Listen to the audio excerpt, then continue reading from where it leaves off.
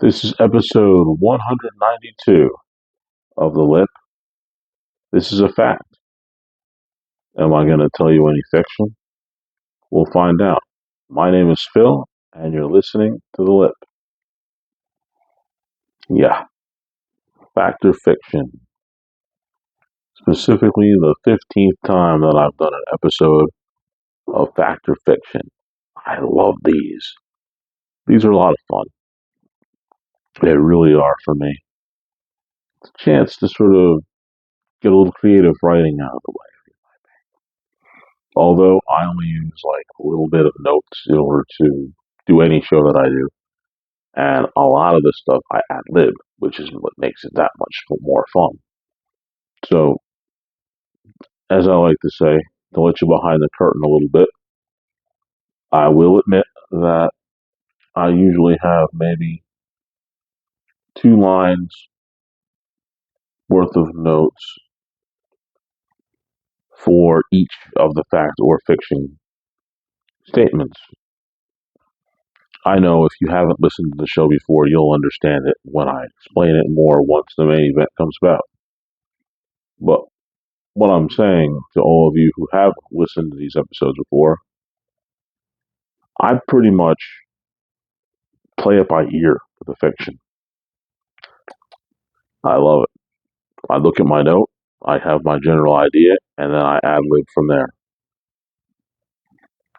Only way I can truly make the facts, or rather the fiction part, seem like it flows a little better if I can just make it up as I go along. Just seems to work for me better that way. But speaking of things that are facts, my goodness, Houston's hustle hobbies, my favorite. I love it. I really do. Patrick Houston, the brilliant entrepreneur that he is, and I don't use that term loosely. It's absolutely the truth. The guy is super efficient with the way he puts everything together for his business and his life. They mirror each other very, very, very well.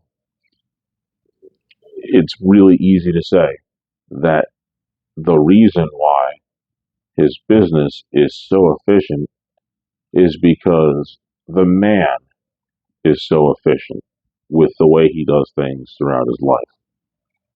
It's really incredible. If you haven't heard any of those hustle hobby episodes on Facebook, you've got to check it out. He's got them all over the place. You got to look for him. He's out there on YouTube as well, I imagine. I catch him all the time, pretty much on Facebook feed. It's where I always catch up with him. And I think it's great. It's a lot of fun. Also, I see him sometimes doing these where he posts them on Instagram. It's just fun because a lot of times when you see the things that he's taken the time to think through, and that's the most important part, he's taken the time to think through what he wants, and he looks at the technology available and he sees that those two things can actually come together and create what he was looking for, what he envisioned. And it's just a thing of beauty to see how it works. I know you've heard the expression before, poetry in motion. Truthfully, the technology that is available to us now and the willingness to use said technology can only be described as poetry in motion when it gets within the gravitational pull of Patrick Houston. Just the way it is. But now, as far as this episode goes, fact or fiction is coming up in just a second. But first, it's time for me to fill in the blank. I think that the question for this fill in the blank is appropriate for the episode that I'm doing. The question would be, which is harder to talk about in a show like this? Is it the fact portion or the fiction portion? The blank can be filled in a very interesting way. I have to honestly say that it is much harder for me to tell the facts because every time that I tell a fact about something that has happened to me or somebody that I know in these fact or fiction episodes, that's one less story that I can use when it comes to the story episodes. And I'm up around 37, three stories per show, and it's quite a few stories that I've told. Some of them I actually a little bit more new, but nevertheless, that's still a lot of stories that I have to tell. In total, it comes up to, with the exception of the episode that I did specifically about my torn bicep, which, by the way, it's coming along very, very good. Still have this incredibly weird numbness on my forearm, but that's all good because the doctor told me that it was going to be numb for a while. It may stay permanent, it may not. So I expect it. But all in all, I've probably told about 111 stories. So for me to gather up anything that is factual to put into a story, I'd like to kind of control it and use it for those stories. But when I do a fact or fiction episode, I need stories that were true but are a little weird. And that takes away a little bit from the story episodes. So truthfully, it's harder for me to think of the the fact part of the fact of fiction because, like I said, once I use it here on this type of show, I don't use it on a story show. A lot easier to just make stuff up for fiction. That's why I'm truly amazed that sometimes I don't just do more fiction than I do fact. You know, it's just the way it works. But the question once again, which is more difficult for me to do on a fact or fiction show, the fact or the fiction, and the blank gets filled in by saying that it's truly the fact part of the show. Now it's time for the main event. The bell is ringing and Fact or Fiction episode number 15 is coming at you.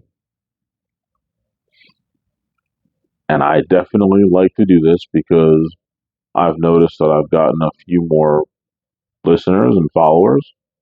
So, in case you haven't listened to the Fact or Fiction episodes that I had done on Spotify or coming through, I believe there's a couple of them, or at least one other here on the YouTube feed, I'm going to tell you how these episodes work.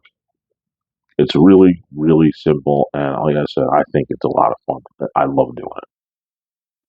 What I'm going to do is I'm going to tell you either a story or I'm going to make a statement.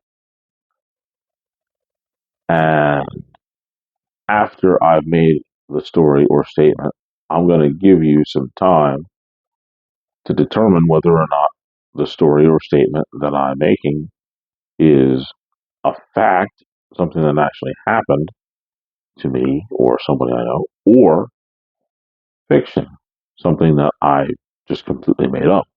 And like I said, most recently, a few minutes ago, when I do these fictions, I literally ad lib right here, right now, as the camera is rolling and the sound is being recorded. So it's a little bit of a challenge for me in some ways. It's fun, I think, to make sure I can keep it myself together while I'm telling these fiction parts. But that's the way it works. I'm going to tell you the statement, I'm going to tell you a story, and then at the end, I'm going to give you a little bit of time. I pause for a couple seconds, and then I will then reveal which ones were fact and which ones were fiction. All right, let's see what we have right here before us now.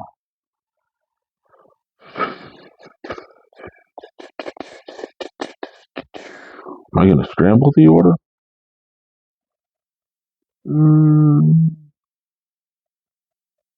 No, I'm going to keep it the way I have it. Ready for this? The first one. I saw a fender bender turn into what I could only consider the Royal Rumble at a giant parking lot. Now, everybody has been in a parking lot in a supermarket. It's just the way it is, even though now it's a whole lot easier to just go online and get your purchases together and either have them sent to you or you just go and pick up the purchases and go away so you don't have to run around to the store. Trust me when I tell you, maybe it's a good idea to actually have them deliver it to you. Now, I'm no stranger to getting hit in a giant parking lot, but I can tell you right now, it didn't go the same way for me as it did for these guys. Now, the only thing that I regret is I didn't want to be that person that just records things and puts them on Facebook, although, Facebook, YouTube, although I probably would have gotten quite a few views and maybe even gone viral for this one because this is one of those ones that very possibly could have made the news if there was, I'm going to say, mm, if it just went a little bit south farther than it already had gone, it might have been one of those ones you see on the news. But either way, it was still pretty bad. Simple explanation goes like this. Car goes into the parking lot. Person wants to take a parking space. Car is ready to back out of a parking space. Car leaves that parking space. As that original car gets ready to go into that parking space, I should probably have told you that there was a car in the opposite direction. So there's three cars in total. One backing out of the space, leaving. Two cars wanting to occupy that spot. Granted, it's prime real estate. We're not talking about beachfront property on Long Beach Island, but for somebody who doesn't want to walk that far to get to the store, I get it. I got a bad back and hip. If I can get somewhere close, I'll try to. These two cars tried to get into the same space at the same time, and needless to say, there was a little pop. The two cars kind of tried to prove some of the laws of science incorrect. One of my favorite ones, two pieces of mass cannot occupy the same space. They found that out the hard way. Their cars smacked into each other. Little dent here, little dent there. Both of them kind of got it. Now, who's to say who's at fault? Somebody could have just let the other person have the space, but that's not the way it was going to work. Of course, the one person got out and they were screaming because it was the one that was there first that I could see. And I'm only saying it because I didn't want to get too far involved in this crazy thing. I wasn't wearing a striped referee shirt because if I was about to go on, I would have needed it. Of course, the person gets out of their car, and the first thing they do is slam their arms as hard as they could on the hood of the other car. That provoked a reaction from a completely unattached person who was simply taking their groceries to their car.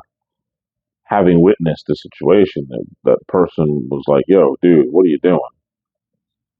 I saw you, the guy's got in a little bit of an accident. There's no reason to get all riled up. Just got to make the call." Of course, at this point, when I see this guy, a third party, getting involved, now I roll down the window and I'm starting to listen to what's happening. And you start to hear where that third party is sort of trying to be some sort of referee, which didn't make any sense. At this point in time, the person who was in the car, who had their hood hit by the other guy, gets out of the car, looks at the dude who is sort of a total bystander, and says,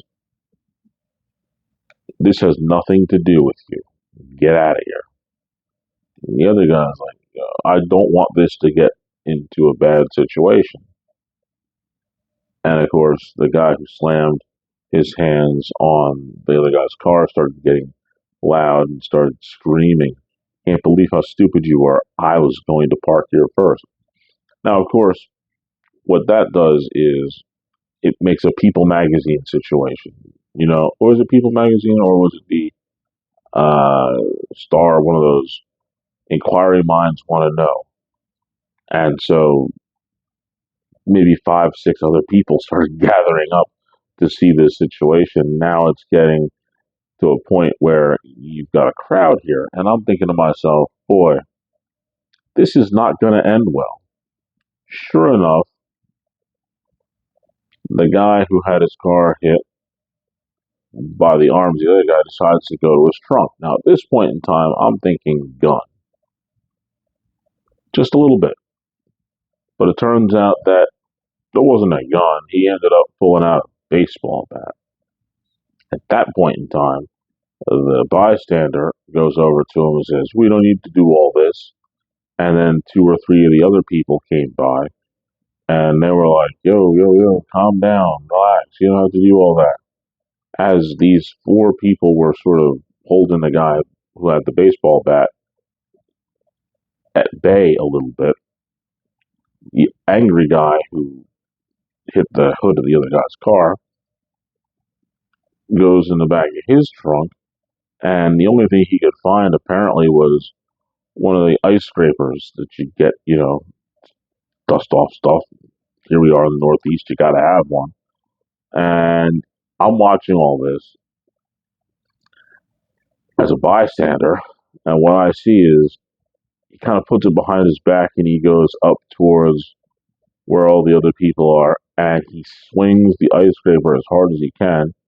And what he did was he hit the original guy that was by him, catches him right in the side of the face. Dude turns around, throws a left hook. This guy is now enraged and he's now fighting him. Dude with the baseball bat now comes up and says, "See what I mean?" And starts swinging the baseball bat all around, catches one of the other bystanders who goes down. Now this thing's getting really ugly. And two of the other people are trying to hold the person back. Then there's three or more other bystanders that have just come flying and trying to break it up. Meanwhile, there's just people all over the place now. We're getting from what was four or five, now it's like seven or eight, and the scene is starting to get wild. At this point in time, I'm thinking, I don't want any more part of this, and I could probably get what I want from ShopRite. And at this point in time, I decide to put my car in reverse, back out of the parking spot that I was in, and proceed to go down the road. Now, the question I have for you is, did I witness the Royal Rumble at Giant? Or maybe you should eliminate the possibility that this was a fact. Next, while I was taking a walk in Fairmount Park, I saw a guy walking a dog. He was throwing a ball to the dog while he was on the phone. He actually made a huge mistake and threw his phone.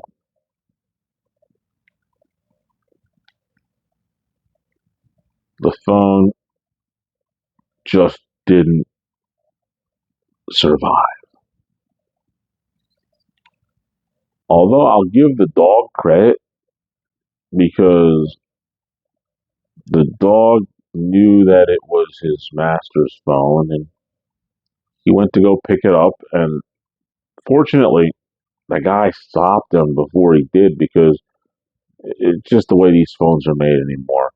A few years ago, there was a little bit of meat to them, and you had the plastic back, and then the front part was made out of glass. Now these things are pretty much all made out of glass, and it wouldn't have gone well for the dog had he had that broken, jagged pieces of glass in his mouth. It would have just been a terrible situation. So at least the guy was able to get the phone away from his pet and keep the pet out of the vet. But of course, now he's got to take a trip to, I don't know, Verizon or T-Mobile, somebody, to get himself a new phone. Hopefully, he had that one insured. That could work out for him too, but you just never know. As far as this story goes, am I telling you the truth or am I just playing telephone?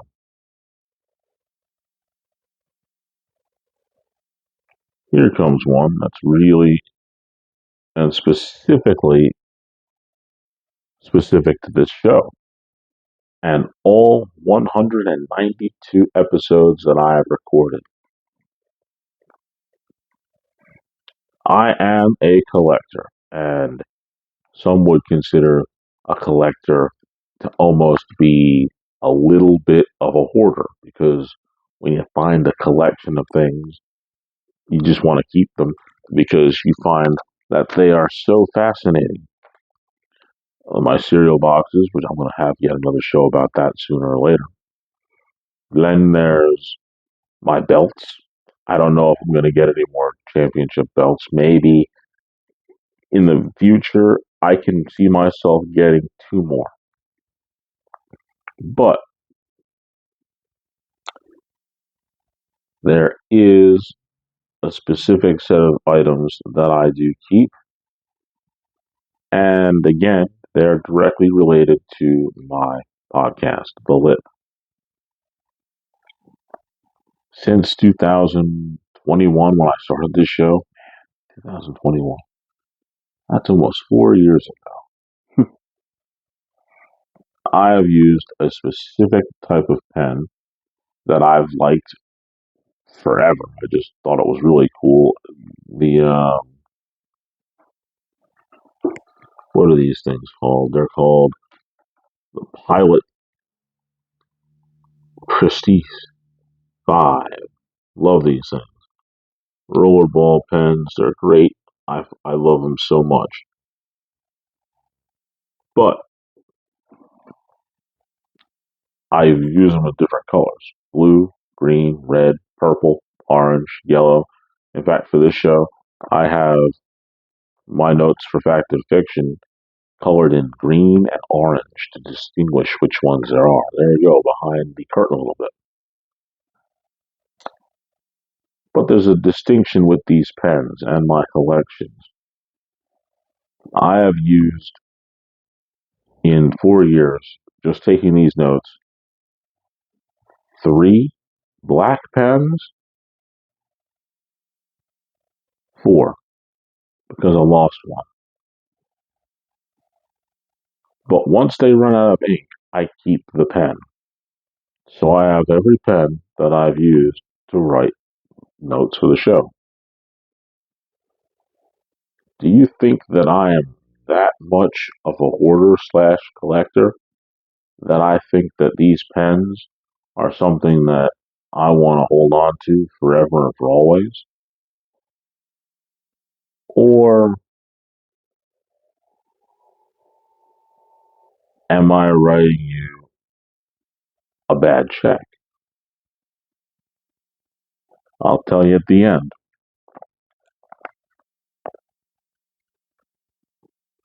Here's one. I saw a guy drop his wallet in a store, and a guy picked it up and tried to walk off with it. Another 2 men stopped him in order to make him give the wallet back to the owner. This was crazy.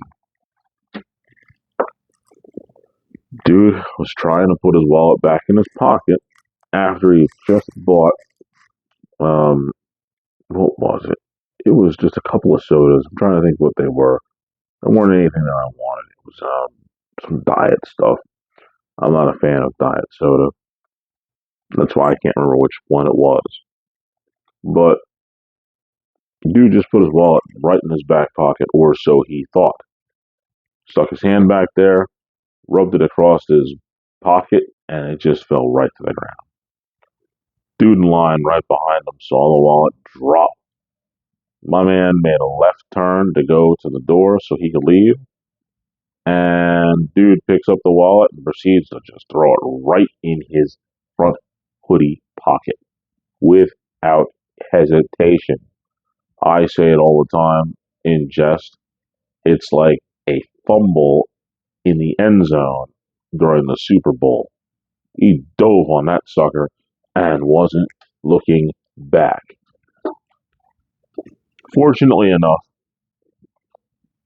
there were 2 good Samaritans who saw this thing happen, and they immediately called that dude out and said, "Yo, we're not going to let this fly." One of them, after they confronted him, went to go get the guy because he was just about to walk out the door. They caught him before he left, and they were able to get the wallet from this gentleman in, how could I say, well, I'm not going to put it that way. I'll use Anakin Skywalker's method. They negotiated with this gentleman by using aggressive negotiations in order to retrieve the wallet. Once they retrieved the wallet, they gave it back to the guy, and granted, all was well. He just ran out of the store extremely embarrassed because it wasn't like this was the toughest guy in the world. He was just a guy who saw an opportunity and he tried to capitalize on it. But there were some good people who were there who wouldn't let him do it. Granted, I try not to get involved in situations, but in a situation like that, I do think that those guys did the right thing. Now, for me, 10 years ago, eh, 36, had the one literal baby at the time, and a couple of 2-year-old, 3-year-old. I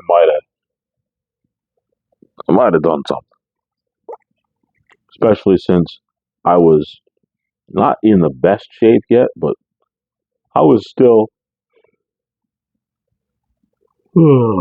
excuse me, I was not as beat up as I am now, 10 years earlier. You figure from that point in time, I compiled a couple of injuries since then. Obviously, the torn bicep, most recent.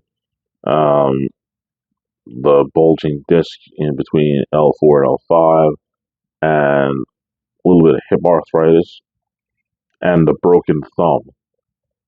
These are all things I got in the last 10 years that I didn't have 10 years ago and would have made me think maybe I could do something about this. Today, not so much. Granted, this situation happened very quickly, and I'm really pleased that it was like that because these fellas had no chill when it came to seeing this guy do this because really they thought to themselves, that could have been them. It could have been their son. It could have been their brother. It could have been anybody that they knew who just reached back, tried to pop their wallet in their back pocket, had things on their mind, and just kept it moving. But they immediately reacted to it, and I applaud them. I strongly applaud them. Now, my question for all of you is, do you believe that there's still a little bit of good in the world and people would actually go above and beyond to stop some situation like that? Or do you think this is a pure figment of my imagination? I'll let you know in a minute. Next,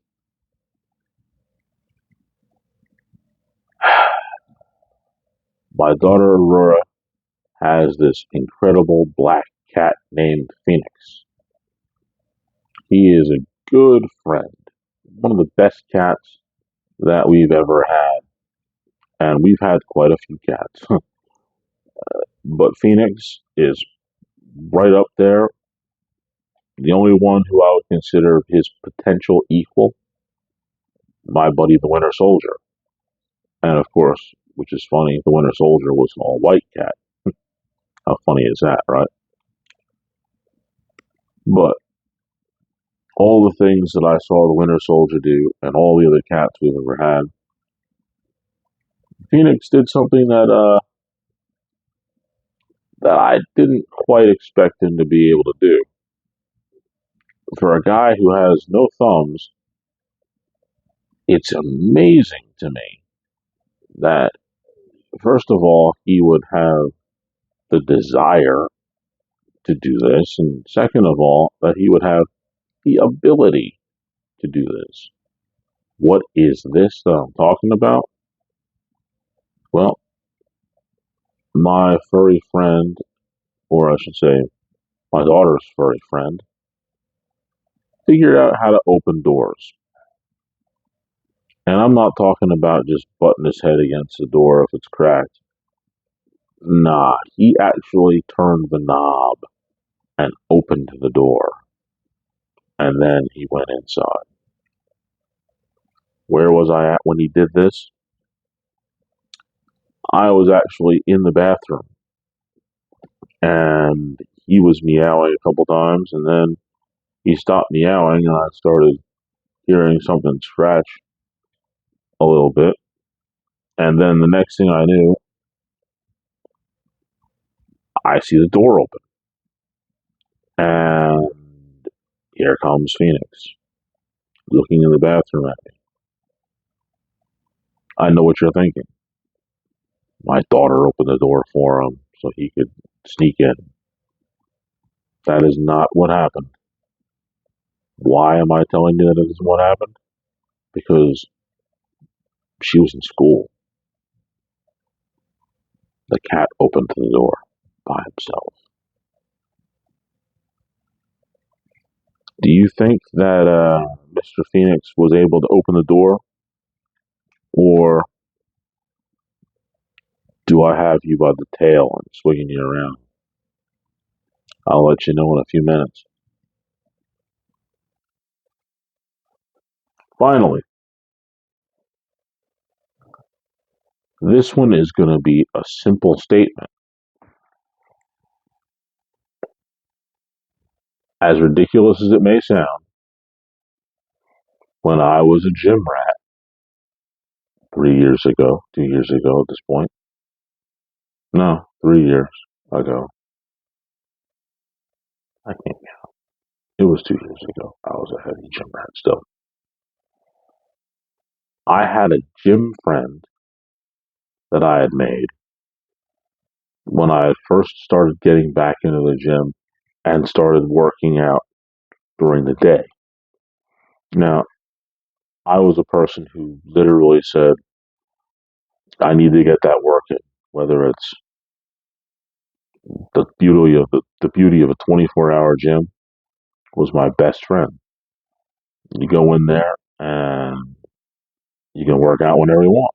I would go in sometimes when I was preparing to get ready to become a corrections officer. I'd go in at 11 o'clock at night, get done by 12. Sometimes I would go in 9 o'clock, get done by 10 at night, play a game of Madden, and then take the kids to school. Then, when I took the kids to school, I would then go to the gym at about 7:30 and get done by 8:30. Now, when I would go in the morning, I bumped into a guy and started talking about a lot of different things. And over the course of from 2017 until 2020, when we moved into a different location before the whole pandemic hit and they closed all the gyms, I would talk to this guy every time I went into the gym. And the coolest part about this particular gentleman is that his name was Jim. I loved it. I was so obsessed with working out all the time to the point where I met and befriended a man who was in the gym whose name was Jim. That's just what it was. You can't get more extreme gym ratness than that. Now, my question is there a real man named Jim that was actually my friend that I met in the gym? Or am I making you all feel that you're Johnny come latelys and I'm just making it up? I'll let you know in a little bit because now I'm about to give you a couple of seconds to ponder which ones were fact and which ones were fiction. And when I come back, I will let you know.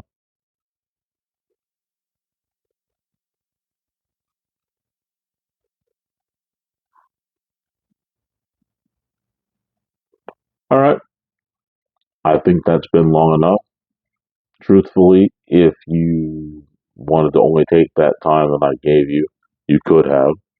Or you could hit pause and pondered it some more, go back, hit rewind, listen to the stories again.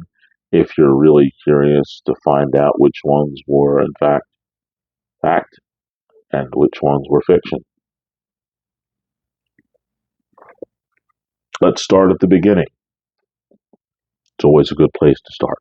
Although my very favorite types of movies actually start at the end and work their way back. That's why I love Snatch so much with Brad Pitt. Probably my favorite movie. But now to this story. I saw a fender bender at the supermarket giant parking lot, and what I can only describe as the Royal Rumble broke out. Of course, for those of you who may not necessarily be wrestling fans, the Royal Rumble is an event that the WWE has done for the last nearly 40 years, and it's a battle royal. That means a whole bunch of people just fighting each other. In the Royal Rumble specifically, one person comes out every interval and they continue until all 30 people are out. Only way to win that match is by having all having 29 of the other competitors thrown over the top rope with their feet touching the floor. That's all it is. No pins, no submissions. Just throw people over the top rope and be done with it. That's the nature of all battle royals. Throw people over the top rope. Now, I have seen crazy stuff. Like I said, I got into a fender bender at Giant myself. I've also gotten rear-ended while at a ShopRite in New Jersey when I was much, much younger. I've seen some people get into fights at parking lots, but the chaotic scene that I tried to go over with you, that didn't happen. That was my own imagination come to life. Next, while I was taking a walk in Fairmount Park, I saw a guy walking his dog, throwing a ball, and he made a mistake and threw his phone instead of the ball one time. Destroyed his phone, had to go grab it so his dog wouldn't get the glass in his mouth. Well, I've seen people do crazy things before. I've watched, in fact, one time. No, I'll save that for another story altogether. But let's just say I've seen some things that didn't make any sense, and you just sort of go, whoa, what is going on there? The fact that the guy threw his phone instead of the ball, well, that one didn't happen either. I can only imagine that somewhere, some way, somebody probably did throw their phone instead of a ball or a stick that they were throwing back and forth to the dog. But not this time. Next, I had kept all the pens that I used to write my show notes.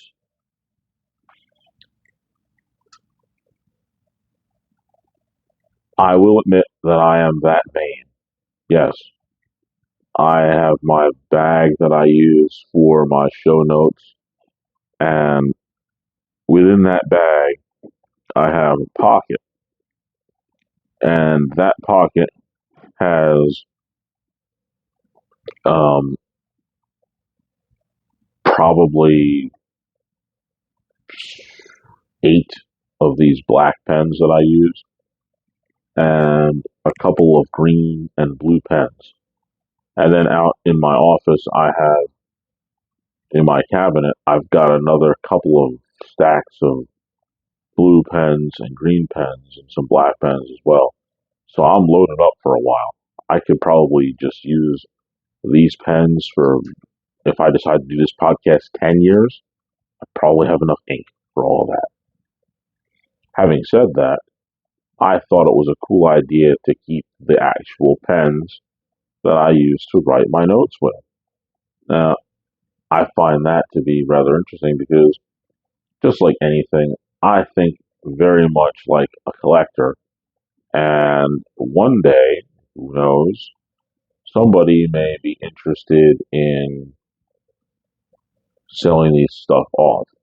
And hopefully, there will be a premium when it comes down to it. Like, not only is this um, The Lip, a podcast that was going on between 2021 and XYZ, whatever day that may end up being the last show.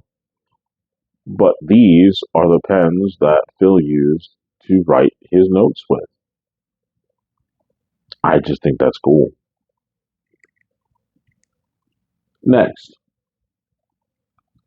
I saw a guy attempt to put his wallet in his pocket, drop the wallet on the ground, and somebody scooped it up as I can only describe a fumble in the end zone during the Super Bowl. Gonna dive on that sucker, right? And then two other gentlemen witnessed this as well, and they immediately stepped up to confront the guy who took the wallet. They were able to get it from him and give it back to its rightful owner. Admittedly, I've found money a couple times in my life, more than a few times, because I worked at a ShopRite and I worked at a Wawa. And while working at ShopRite, I was in maintenance in the early part of my time before I moved to the bakery. What a transition, right?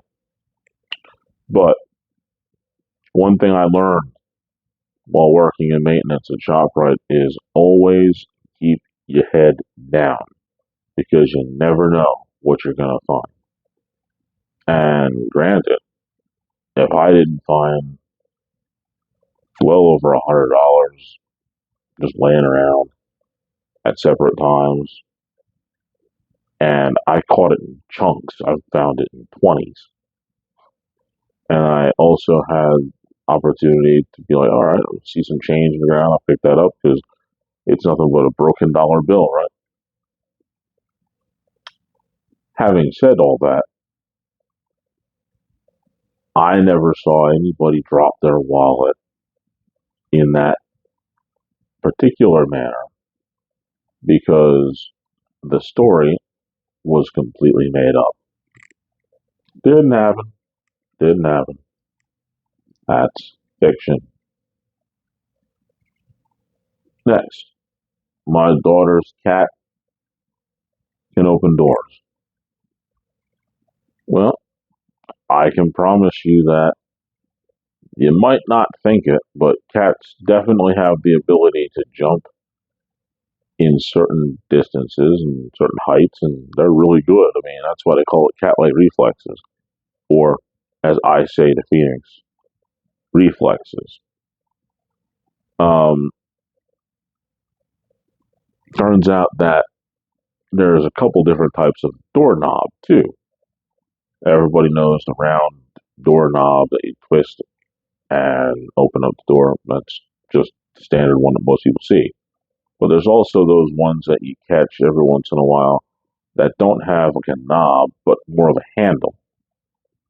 Now, if I were, say, 10, 11 pound cat and I jumped high enough, stuck my paws out, and hit that handle, I'm not going to need thumbs in order to open the door because my sheer weight, 10 pounds or so, hitting that handle would lower the latch and the door would open. And trust and believe, Phoenix was able to figure that out. And he opened the door. He really did. Now, the thing about him is, I told him that I was in my litter box and not to do it again. And he hasn't done it since. And to make sure that everything stayed fair, I told him that whenever he uses his toilet, that I would be respectful of his space and not watch while he's doing it, as long as he doesn't try to go into my litter box. And we had an agreement. But yes, Phoenix did open the door. Finally, as ridiculous as it may sound, somebody who was a tremendous gym rat, went to the gym all the time, would interact with virtually no one because I'd be so completely locked in to what I was doing. I would walk in and it would be earbuds in, nose to the grindstone, get my workout done between 45 minutes and a minute and 15, an hour and 15 minutes, get exactly what I wanted to do, get the reps I was trying to get the work in that I was trying to work in, and then go. Always on point, always specific, always made sure that I hit all of my points of workout, of what I wanted to do, the intensity level that I wanted, whether I was doing a heavy day, a moderate day, or a heavy set day as far as high rep day. I had all of it down. if I was going to do a specific compound day. Made sure I did that. I was totally locked in. Absolutely got irritated when people left stuff all over the floor in the gym. They didn't put um, their attachments back for the cable row. I hated that. The lat pull down bar was missing. The tricep extension thing wasn't where it went back. The dumbbells were mixed up or out of place or left somewhere else. I hated all that. So it makes perfect sense that the person that I met at the gym, that their name was Jim. And the answer to that is 100% fact. I had a gym friend named Jim. It wouldn't have worked any other way. And to give you an idea of some of the stuff we talked about, which I never really talked to anybody, but I talked to my gym friend Jim because he was deeply into comic books and the Marvel Cinematic Universe, as was I. And I would take a minute or two to talk to Jim because he had that same mentality. He was going right to work, but when we stopped for a second, usually in between sets, and we would speak a few minutes. And one of my favorite conversations that I had with my gym friend named Jim was after the Infinity series had ended for the Marvel Universe. We went back and forth and debated about who should be the next big bad. And it turns out that I think we were both right because there was two that we both had that haven't come to fruition as of this new saga yet, but two that we thought of that are sneaking their heads up. I thought that maybe Galactus would be a good big bad. We haven't seen him yet, although I've been hearing rumors about him coming in Fantastic Four. He thought about the Super Skrull. Now, granted, we have the Skrull are all over the Marvel Cinematic Universe now, but there hasn't been any true definition or what seems like or feels like the Super Skrull could be in the mix. But we were not right on either of those occasions. But his guess was probably better than mine. And however, if we had if there wasn't some legal issues with Jonathan Majors at one point, there's no doubt that he would have completely won our Marvel Cinematic Universe big bad battle because he thought Kang the Conqueror. Anybody who's watched Ant-Man, Quantum Realm, the Loki series, Kang was getting set up perfectly. But I don't know how far or what they're going to do with him at this point in time. But I will say this: my other pick, that was a big one. We'll be seeing him real soon. Well, a couple of years. Doctor Doom. I thought Doctor Doom would be an excellent choice. Now, for me, I would really like to see Doctor Doom and Kang the Conqueror and the Super Skrull and Galactus somehow woven into this next chapter of the Marvel Cinematic Universe. I think that'd be cool either way. But enough with the geeking out a little bit. And once again, to just say that yes, I did in fact have a gym friend named Jim. On that note, I'm going to ring the bell and we're going to go to the division round picks. Boy,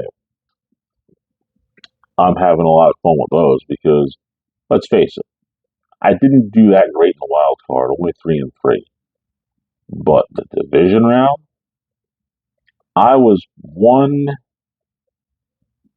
I'm gonna say I was probably a single turnover away from sweeping the division round. Yeah, I picked the Texans to lose to the Chiefs 20-27. Turned out 23-14, Chiefs did win. I called the dominance of the Buffalo Bills, 35-21. Bills over the Ravens. Turns out the Bills beat the Ravens 21-10. Got it right. The one I got wrong. Now, all these people in Philadelphia, they feel good about it, but I expected the Rams to defeat the Eagles at home, 28-24. Now, I have to tell you, as a 49ers fan, I'm definitely not particularly fond of the Eagles, but I really hate the Rams. You have to understand, especially from the Eagles fans who listen to the show, who don't really fully appreciate what I feel about the Rams. I can only put it to you this way. The Eagles hate the Cowboys the way the 49ers hate the Rams. That's how bad it is. That's what it is. It's that same thing. Just you're really focused on the Eagles and the East Coast. You don't know the struggle of the 49er Rams, just how much that they hate each other. That's the top rival in the NFC West. And you have to understand that when they realigned the divisions and they moved all those teams around, the NFC West, for some reason, had three teams that were actually over on the East Coast or in the South, which were the Saints, the Panthers, and the Falcons were all NFC West at one time. Only the Rams and the 49ers were actually NFC West the entire time. And so that makes that rivalry that much worse. Hate the Rams. But I got it wrong. I said 28-24 Rams. Turned out 28-22 Eagles. That's miserable. The fact that I got the score almost right. By 2 points in the wrong direction. Now, my favorite one. And I'm going to pat myself in the back for this one because I fully expected this. Everybody else was like, no, it ain't going to happen. Well, it happened, sweetheart. Detroit Lions, the 1 seed. I picked them to get defeated by the 6 seed Commanders. My score was 21-20.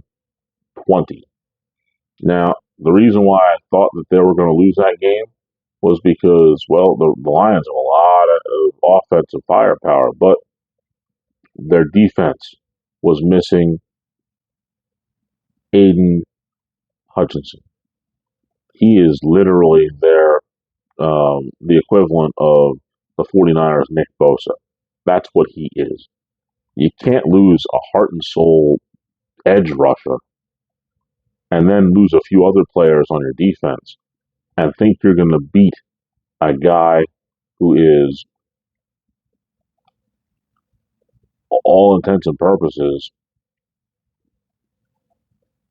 Michael Vick and Lamar Jackson, but he has none of the weaknesses. So far, none of the weaknesses. He is a guy who has that mobility.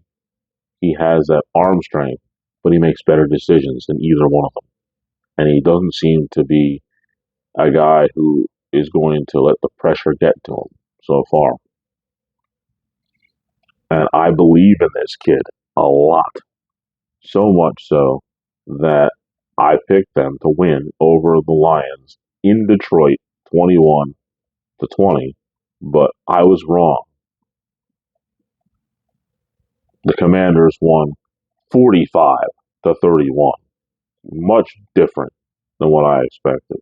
The only thing that I'm a little nervous about for the next week is that they gave up 31 points. Now, you got to consider this when you look at it from the perspective of the overall game. Yeah, Commanders scored more points than anybody this whole time, but their defense gave up more points than anybody else did. In fact, all the other winners, none of them gave up that many points. In fact, the Buffalo Bills gave up the least amount of points with only 10. But Admittedly, the Eagles they gave up 22 because their leaky defense, and I do believe it's still a little leaky, almost could have could have almost made that thing not work out the way they wanted it to. But 31 points, admittedly, that is a strong offense, and they were at home, so you can give them a little bit of a pass for that. And I do stress a little bit of a pass. So as of right now, my playoff record is 6-4, head still above water, keeping me way above where I want to be in the grand scheme of things. Total record would end up being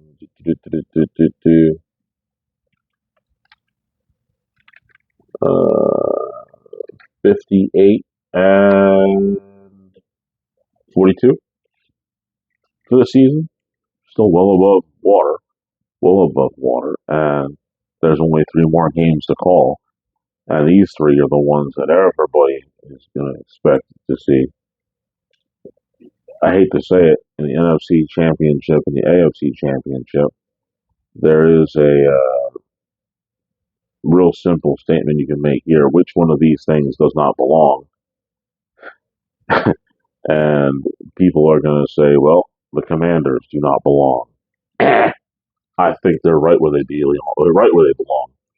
I think that a division rivalry makes that game intense. And I do believe that this is going to not go the way Philadelphia thinks it's going to. They say they respect the Commanders. I can honestly say that there's only one team in this whole playoff that is left that actually understands them. It would be the Eagles. But I just don't see it coming. I just think that in the grand scheme of things, people don't see Jaden Daniels coming. Even still, I like the Commanders again. And I like them so much that I picked 35-24. I think it's going to be close early, but the Commanders will pull away. Unlike with the Rams couldn't sustain it, but I think the Commanders can. I see the Commanders over the Eagles, 35-24, and the Commanders go to the Super Bowl.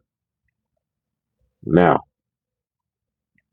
the Buffalo Bills are playing the Chiefs, and I call this the biggest upset of the week. I don't think it's an upset if the Commanders beat the Eagles because they're division rivals. Anything goes. But I think the Bills going to Kansas City, Bills win 30-27. That's an upset. Beating them in Arrowhead, I think that's definitely going to be the upset. So that's the way I see it. Bills over Chiefs, Commanders over Eagles. Both road teams win. That's what I'm looking at. Now, it is time for the Spear of the Week. What will it be this week? Who deserves to be speared as hard as I can, breaking them in half, as the great JR would say, and leaving them laying? Well, this week, the Spear of the Week goes to the Rams, the Los Angeles Rams. As a 49ers fan, like I told you earlier, I hate the Rams. But as a 49ers fan, I hate the Eagles. So the balance here is very, very delicate. Since a vortex didn't open up to suck both of these teams into what I can only simply use Damian Priest's finishing move, South of Heaven, because that didn't happen. and both teams still had to survive. I am disappointed that somebody had to win that game. Going to the great Jesse the Body Ventura, former governor of Minnesota, I can say that I didn't want the lesser of two evils in this case, which would be the Eagles to me, because as much as I dislike the Eagles for the last couple of years, I can certainly say that they are the lesser of two evils. And of course, the Rams are the big evil. But as Jesse the Body Ventura said, when the lesser of two evils is still evil, so it doesn't make any difference. Hail to the Commanders. They've got to come and defeat the Eagles. But truthfully, the Rams are the spear of the week because I wanted to see them lose, but I wanted to see the Eagles lose. And they didn't make the Eagles lose, even though they lost. That's still a problem for me. Spear of the week, the Los Angeles Rams. Oh, boy. I went a little long today, but happens sometimes. Gotta let you know the piece of art that you're staring at right now, or I should say have been staring at for this episode, is the final piece of what I call the color series, and this one is red. This one is red. Little variations of red, slightly darker, slightly brighter, but all reds. I'm telling you, I like this series. I think it's a fun series.